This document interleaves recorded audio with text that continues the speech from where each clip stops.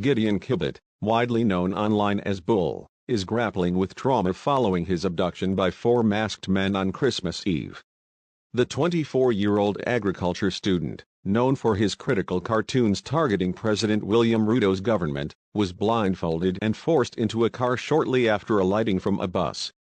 Kibet's ordeal is part of a broader wave of enforced disappearances targeting anti-government critics.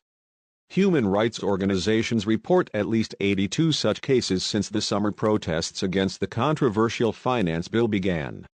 Kibet's abduction, reportedly tied to his outspoken online activism, highlights the growing suppression of dissent in Kenya.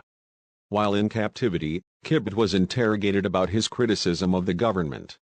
His captors taunted him, accusing him of making himself a sacrificial lamb for others.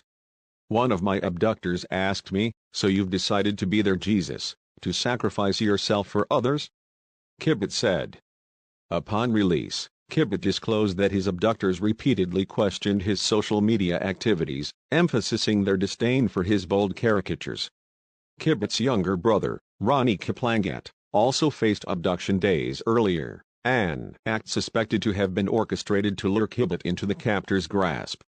Both brothers were held in unknown locations and later released without their belongings, including their phones.